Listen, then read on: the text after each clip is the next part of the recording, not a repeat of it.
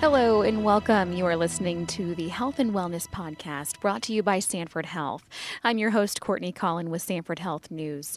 This series begins new conversations and continues the important ones, all designed to keep you well physically and mentally, featuring our Sanford Health experts. Our topic continues the conversation about the Integrated Health Therapy program at Sanford Health. And after my recent chat last episode with clinical psychologist Dr. Jeff Leichter, who leads the program, I learned there are nearly 50 therapists embedded into more than 60 primary care clinics across the Sanford network. One of those therapists is Chelsea Christiansen. She's at the Sanford South Clinic in Bismarck, North Dakota. Chelsea, thanks so much for being with us. Thank you. So you are embedded into that clinic in Bismarck. Tell us more about your role through this program.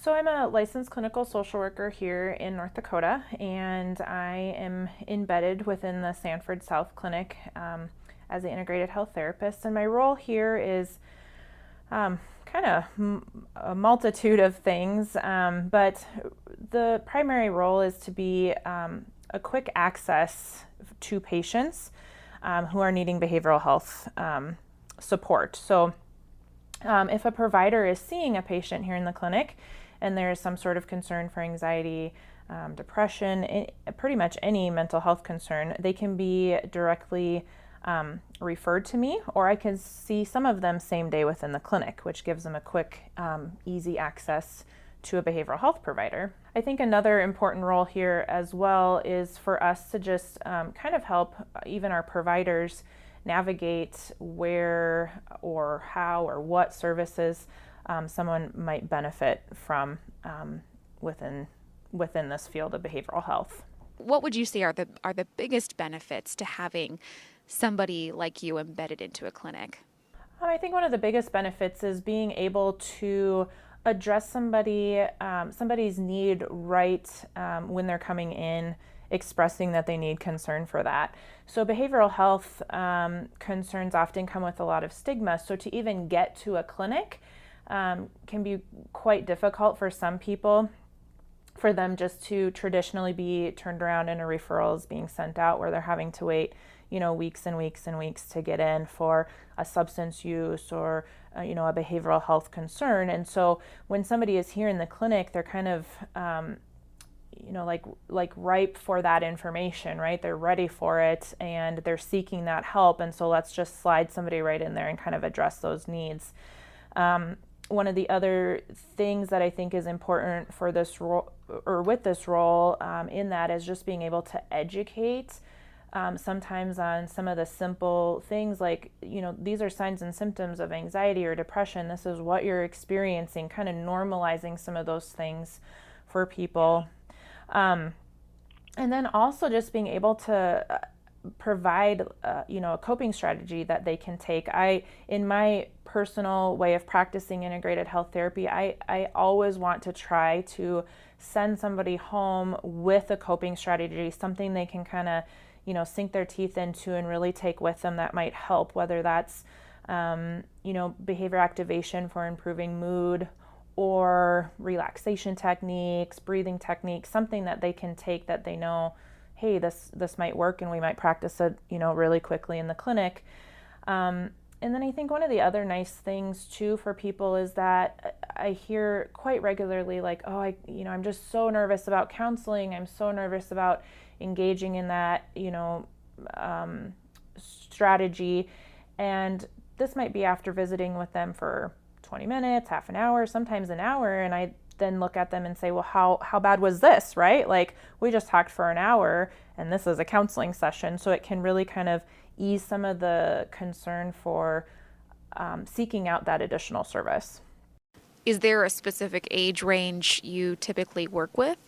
So I'm not quite set up to do the younger kids in my clinic. I do kind of tell my providers I will see everybody at least one time. So whether some, a 5 or 6 year old comes in with their parents and I just try to transition them to the right spot for them, I just am not well set up for that here. So I really like to make sure that when I sit down with some of my younger kids that they're able to have a conversation and interact with me at that level. And if I feel that they're maybe needing more of that play therapy or more of a comfortable environment than an office with a desk, then I try to just coordinate their care to somebody who can provide that service to best fit their needs. But yeah, I've seen anyone from kids all the way up to, 80, 90-year-olds. So we kind of get the whole gamut here with an integrated care role. And that also kind of makes it fun because you just kind of see a lot of different needs and different for different people in different areas of their life. What are some of the more common concerns you're seeing and hearing about at your clinic?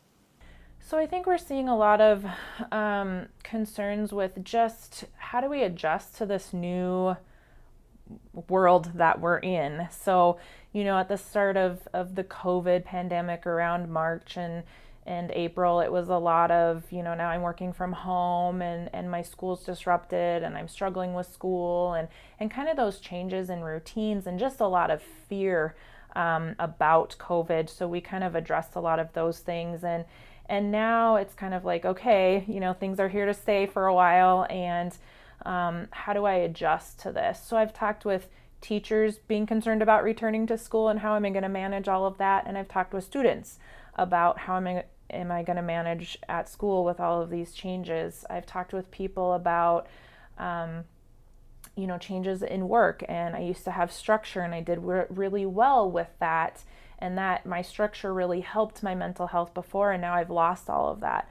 So people are really losing a lot of their coping strategies or their coping techniques that they had used previously, like just being able to go to the gym, hanging out with friends, taking a little trip, like all of these different things that really helped our mental health, we have been changed for us. So how do we gather new tools in our tool belt to help our mental health, and how do we adjust some of our thinking about progress within work and all of those various concepts that have just been kind of tipped upside down and shaken about. Yeah, if you could pass along one piece of advice or maybe a coping strategy, how can we ease some of that anxiety that we're feeling? Just an overall great practice for anybody who's feeling anxious is maybe trying to engage in some of those relaxation techniques, mindfulness type techniques. There's tons of apps out there that you can download that have those. You can find all sorts of relaxation techniques just by doing a quick search online. The way I explain anxiety is it really is kind of like our fight, flight, or freeze responses that are kicking in. And so it's really helpful for us when we come upon, a danger, if we're hiking and there's a bear in the woods or something like that. But this long-term sort of anxiety and stress with that, we're not meant to manage that for long periods of time. It's meant to be very, very specific and very life-saving. And so we can counter those feelings by that relaxation and getting the relaxation component to kick in our body. Another great reminder or a little technique that you can use is just to simply ask yourself, what is the best outcome of the situation that I'm anxious about, and what is the most likely? When we're faced with those anxiety-producing things, we go to that worst outcome, right? Like that's the easiest for us to come to because that's where we go. We're trying to save ourselves from this worst outcome. So just simply reminding ourselves that there is a best outcome, and this is what that could be. And there's also a most likely outcome, which probably is not as bad as the worst outcome, right? And that can just kind of quickly ease some of our angst about any situation that we're in. And then just trying to meet, especially with COVID, like remaining really focused on like what are the facts that we know. So at the start of the COVID pandemic, there was a lot of, COVID happening in New York, and it hadn't really hit here yet, in North Dakota at least. And so a lot of people were watching national news, right, being really concerned about the COVID pandemic out there, but here we didn't have those numbers. And so just reminding people to really focus on the facts of what's happening around them can be very helpful instead of kind of some of those bigger picture components. So let's say someone comes in for their wellness exam or routine visit. And the appointment starts to shift because there's a realization that this patient needs a little bit more and could really benefit from sitting down to talk to a professional like you.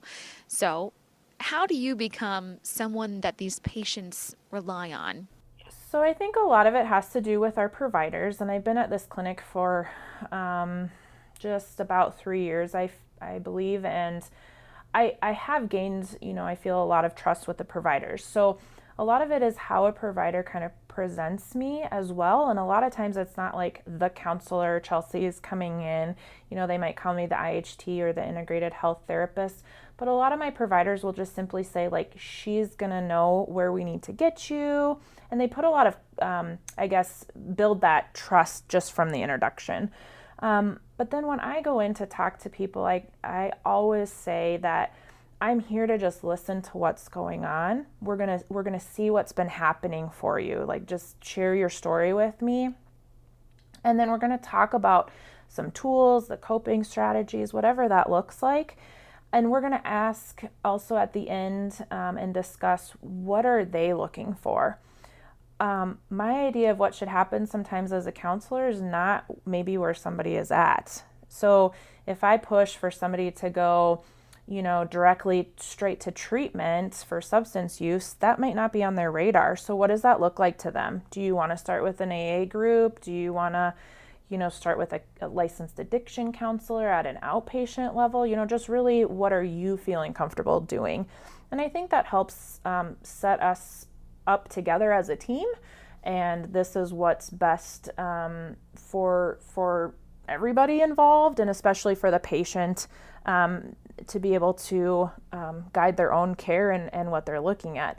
Do we have to step in sometimes for safety reasons and that sort of thing? Absolutely. But as best we can, we try to leave that up to the patient and help guide that scenario. The other piece is sometimes patients are not ready to engage with another counselor. Maybe they're not quite ready to get some trauma counseling for a trauma or that sort of thing.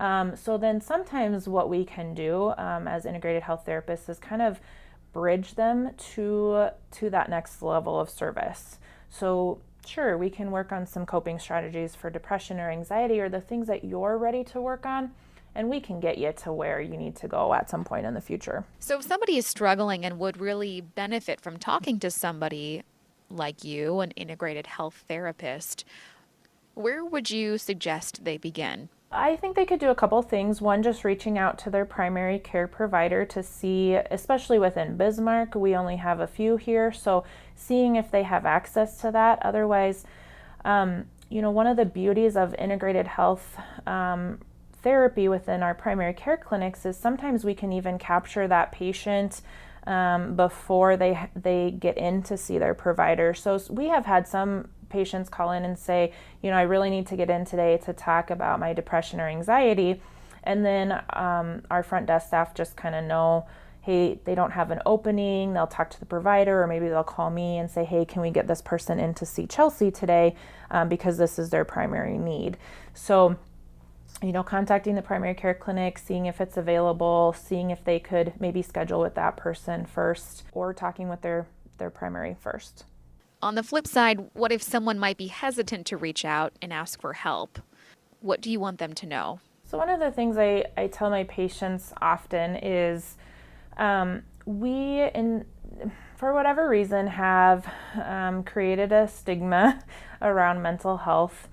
And really, I try to view mental health, and I encourage other people to try to view it as, a health condition, just like any other health condition.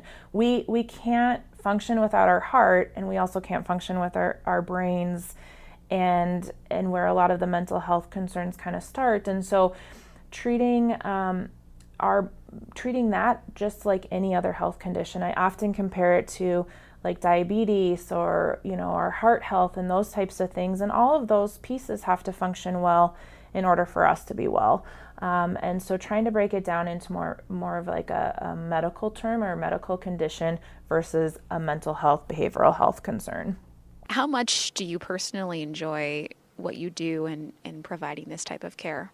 I love the variety that I get every day. I really love being able to break down, the mental health symptoms and just breaking down the barriers and stigmas around mental health for people, and just seeing sometimes that light bulb go, you're right, this is something that I need to take that's very important. Or even just being able to connect people with a counselor that I think might help them. That counselor might not always be me, and that's fine. The goal is to try to help people improve, and so sometimes we do need to make that referral out, and just being able to get somebody connected with another counselor that's really going to be able to help them, and being able for them to leave my office feeling more comfortable with maybe something that's new for them that they haven't really thought about addressing before, and being able to see that, maybe for a time, if nothing else, they've been able to get some support for something that a lot of us struggle with. Is there anything else that you wanted to add? If you are struggling with a mental health concern, a substance use concern, with something like suicidal thoughts or self-harm, don't hesitate to ask for that support. Sometimes it's easy to put off addressing those concerns, feeling like we've gone to every counselor in the area, or that it's really hard to get into behavioral health. But you never know what's available at your clinics, and you never know if we're going to find a good fit for you, and it can really make a difference for our overall well-being if we can kind of address those mental health and behavioral health concerns as well. So don't be afraid to ask. You never know what's hidden in our Sanford clinics. Well, I really enjoyed learning more about the Integrated Health Therapy Program and your role in Bismarck. Thank you so much for your time and for all that you do. Thank you. This was another episode of the Health and Wellness Podcast series by Sanford Health. I'm Courtney Collin. Thanks for being here.